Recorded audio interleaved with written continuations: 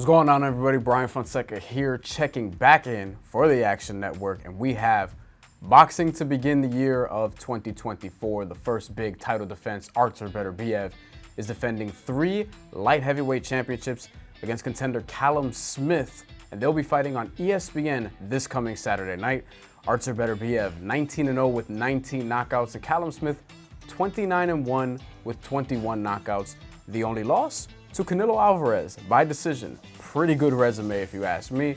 And Artur Beterbiev, again, has finished every one he's ever fought. The last we saw him, he knocked out Anthony Yarde January of 2023. We haven't seen Smith in longer because his last fight was in August of 2022.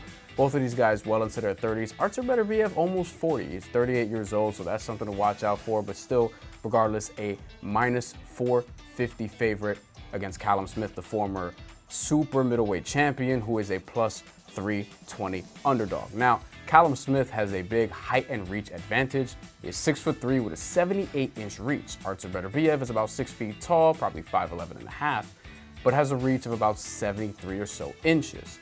This is going to be a disadvantage for Beterbiev. However, 5 of his last 6 opponents had similar advantages in terms of height and reach. Anthony Yarde, Joe Smith Jr., Marcus Brown, and so on and so forth, all taller and or longer than Artur Beterbiev, who is one of the best pressure fighters in boxing.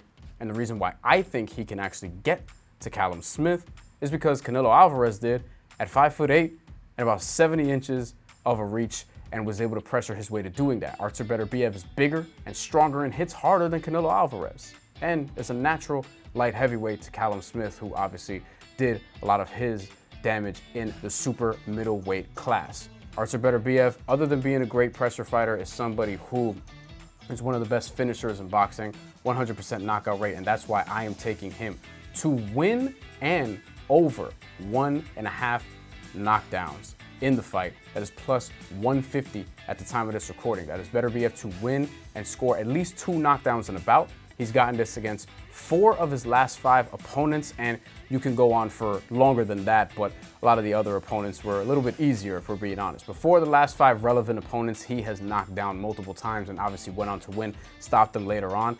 And I also like him by exact method of victory, technical knockout at minus 110 even. The knockout as an exact method of victory is plus 220. So that's a little bit more of a challenge, and you're predicting a one-shot knockout. He has TKO'd several of his last opponents, and the over-under is a pretty fair one here, 9.5. I'm sort of leaning under right now because I do think Artur Beterbiev is going to get that stoppage, but you know, we'll see how that sort of develops later on in the week. But I think Artur Beterbiev ultimately gets this done. It's going to be an interesting challenge how he navigates the height disadvantage and the reach disadvantage, but ultimately I think he will say, and still at the end of the night, win the light heavyweight titles, will retain them, and hopefully fight Dmitry Bivol for Undisputed later this year. That's going to do it. Make sure, if you bet on the fight, track your picks on the Action Network app, and enjoy.